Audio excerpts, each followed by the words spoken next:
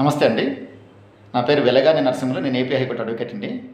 నేను ఈరోజు మీకు తెలియజేయ చిన్న విషయం ఏంటంటే, పర్టికులర్గా మ్యాట్రిమోనియల్ విషయాలలో చాలామంది చాలా కేసులలో గమనించింది ఏంటంటే, వైఫ్ అండ్ హస్బెండ్ డిస్ప్యూట్ అయిన తర్వాత, అది తీవ్రస్థాయి దాల్చిన తర్వాత సాధ్యం కాని పరిస్థితులలో డైవర్స్ వరకు వెళ్తుంటారు.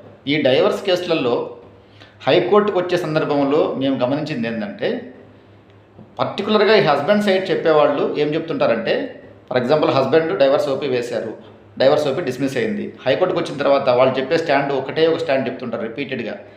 సార్, ఏదైతే క్రుయాలిటీ చూపించామో ఆ క్రుయాలిటీ గ్రౌండ్ ఏదైతే కనుక మేము బలంగా చూపించామో ఆవిడ సైడ్ నుంచి, లేకుంటే నా భార్య సైడ్ నుంచి ఈ విధంగా క్రుయాలిటీ ఉంది సార్, ఈ గ్రౌండ్ కింద మేజర్ గ్రౌండ్గా ఈ క్రుయాలిటీ చూపిస్తూ డైవర్స్ కోసం వెళ్ళామని చెప్పినప్పుడు, ఆ క్రుయాలిటీ సంబంధించి ఏదైతే ప్లీడింగ్స్ ఉంటాయో ఆ ప్లీడింగ్స్ సరిగ్గా ఉండవు. ఏమంటారు, ఆవిడ వైపు నుంచి, భార్య వైపు నుంచి భర్త వైపుకి ఈ విధంగా చిత్రహింసలు అయినాయి, లేకుండా కనుక ఈ విధంగా ఇబ్బందికర పరిస్థితులు అయినాయి అని చెప్పి వాళ్ళు అక్రాస్ ద టేబుల్ కూర్చున్నప్పుడు కనీసం అంటే 100 విషయాలు చెప్తారు.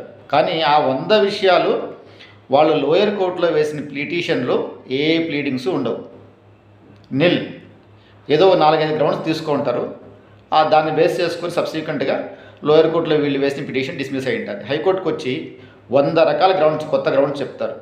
ఇదేంటంటే, అక్కడ మీరు ప్లీడింగ్స్లో లేకుండా హైకోర్టుకి అప్పీల్ వేసినప్పటికీ కూడా ఎట్టి పరిస్థితుల్లో సక్సీడ్ కాదు.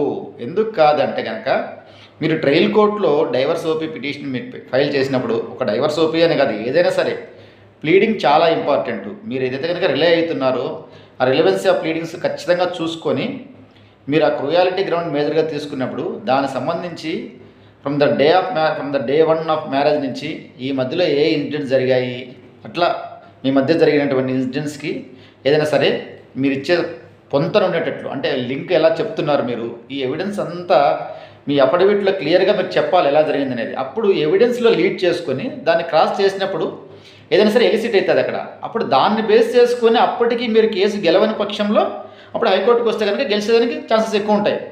అలా లేకున్నా లోయర్ కోర్టులో కేసు వీక్ చేసుకునేసి దాని తర్వాత మీరు హైకోర్టుగా సుప్రీంకోర్టుకు పోయినా కేసు గెలిచేదానికి అవకాశాలు ఉండవు. దానివల్ల చాలా జాప్యం జరుగుతుంది. ఫర్దర్గా మీరు సక్సీడ్ అయ్యే అవకాశాలు చాలా తక్కువగా ఉంటాయి.